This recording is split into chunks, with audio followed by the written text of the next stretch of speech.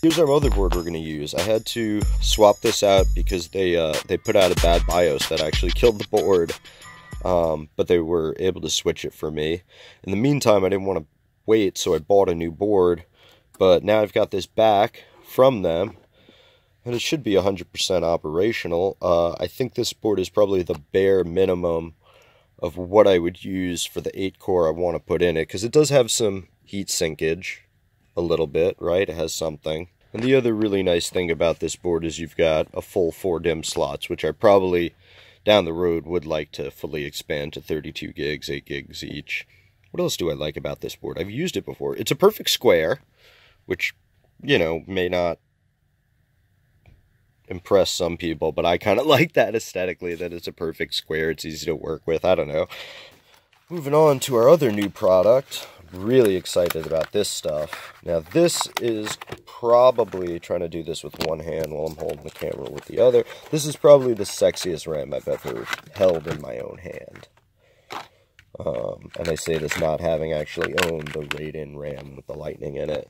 But this is gorgeous. I've worked with the Corsair LED RAM, and I liked it. It was pretty cool. But God, this is, first of all, it's heavy. You hold it and you're like, what is this, a car part? It's really heavy. It's heavier than the Corsair, which feels much more hollow. And God, it's gorgeous. This is going to be a white-only LED, and that's going to really suit our theme. Remember, there's no RGB at all in this build. These are 8 gig modules. Holy crap, this feels like the metal you would build like a military weapon out of. So really cool RAM modules. Yeah, a little, maybe 20 bucks more than you would normally pay, but they're clocked at I believe 3,200. I gotta check that. Maybe just 3,000. But you know, it's quality RAM to begin with, so you're not just paying for aesthetics and light. Very hard to film and do at the same time, which is why I don't actually do a lot of this stuff. I'd rather just show you when it looks good when it's done. All right, so there we've got our RAM module, and I think that looks great, don't you?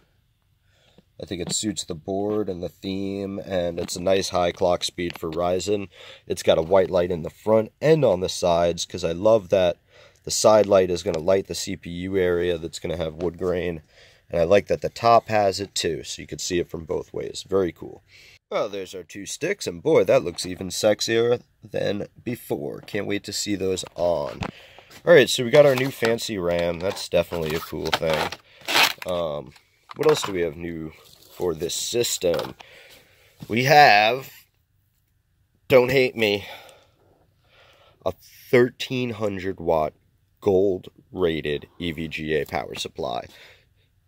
So now's the part where everyone comments, overkill, you're ridiculous, this is like twice as much power than you'll actually need. Yep, I know.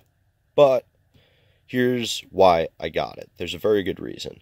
It was on sale. It was about $140. So that's an insanely good price, in my opinion, for that much power. And it has a 10-year warranty.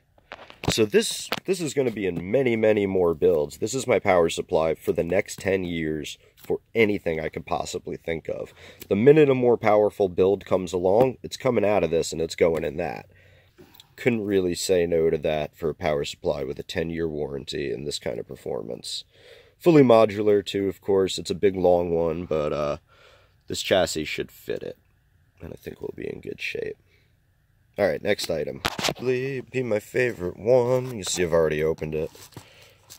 This is a 360 rad. We are going to try and stick in the basement of this guy. So that's right, we are going balls to the walls on radiator. 360 on the bottom, 280 on top. Nice big fans. This thing on its own actually did my old FX processor and this graphics card, not with the best temperatures in the world, but it did it all on this one rad and kept it under 70 on an overclock. So I know that's not the greatest number for water-cooled, but it's like insanely functional for one rad. So now we're going to go even more nuts because this processor is not as hot or powerful. I mean, it's more powerful, but it's not as hot. It's much more efficient. So we're actually adding radiator plus losing heat from the components. So this baby should be ice cold. I'm looking for like temperatures in the 40s under load if I'm lucky. That would be really cool. Hot, get it, cool. With a closed top and a closed back, you still get good airflow. Or I'm sorry, a closed front and a closed top. The back, actually, the side over here is ventilated, which is nice for your exhaust. Other than that, it's just super tight to build in. Like, you can't fit a radiator here really well at all unless you butt it out. You could mount a pump here, no problem. There's definitely room, but there's nothing to really mount it to. The motherboard tray, like I said, is tight as can be, top to bottom. Hits the ceiling and the floor, basically. And, you know, dealing with the 3 fans here, that should be your main intake fans, is really difficult. A lot of the times you have to take the leg off, depending on your fan positioning or your radiator. I don't even know if it supports a rad down here. That's another issue. They should at least give you the option for 140 millimeter fans. If not here, definitely up here. The top can fit 140s, no problem. So I wish they made that native. I modded out for this radiator and this pump to fit. And I'm pretty happy I did that because it gives it a different look than the triple 120 you see on most inwin 303s. And now I'm just debating, do I want my card regular this time? Do I still want it sideways? If I put it sideways, am I going to be able to fit all 3 fans on the radiator? Do I want to spring for hardline? Do I want to do it soft again? I'm going to trim it out. I'm going to make some more of this wood I made that started just oak like this. And then I give it this treatment, like that cool ghost wood or driftwood treatment. Using black and white and water, and then a lot of polyurethane at the end. You can see, it's kind of hard to see in the light the right color of it. But it's like a nice gray. And the case has it along the top and front. I'm going to unscrew this, and I'm going to take measurements for all the little wood pieces I need to make. I'll just do some quick measuring on things like the graphics card, my tried and true tape measure. And pretty much the wood's gonna imitate exactly what the back plate is. I want to check. You do have to check for a lot of little things here. So one thing I want to check is, do the pins have enough room to grab if I put wood over here? And it looks like indeed they do, and you will also be able to pull it away. So that's good. I like to check for things like that. Think ahead. Not get caught at a bad spot. So one more thing I'm going to measure out for is the I/O. This does not have an I/O shroud, so we're definitely going to put a piece of wood there. I think it's going to look pretty cool. So here's how we're going to go about things. The mounting has been removed because I've got a water cooling solution that's going to go on here. But for right now, I just want to verify that this chip works and this board works. This was an RMA board I got back. They just gave me a whole new board.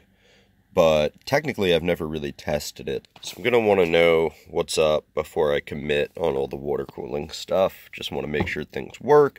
So what I've got here, this is going to be like a mainstay for me, I think, for testing. Is a cryo rig cooler, which I've really wanted to check out anyway, because this is a pretty big staple of the community. And man, it looks nice for a $30 cooler. So we're going to throw that on there. This is our chip we're using. I think it's hilarious they come in these boxes, because first of all, they put the chip on the outside window, which is really stupid if you ask me, even though it's just the cover, the metal cover. And the whole box is empty. The only thing you actually need is this. That's it. So I wish they put this in something stronger, plastic, and just ditch the whole cardboard box entirely. I think it's a really bad packaging scheme, but at the end of the day, they make CPUs, not packages, so we'll forgive them. I love this thing. Just out of the box, I really like it. Alright, so we're up and running with this bunk little graphics card, because my other graphics card's on a water block. This thing's blowing nice and quiet. All the noise is coming from here. Our RAM kind of awesome looking. I think I want to get rid of that static, or that breathing effect, because they're kind of out of time, which is funny. And just put them at static white. And this is all the confirmation I need, in my opinion. Should be good to water cool from here. Everything's showing up. And get this baby off and get it all together now.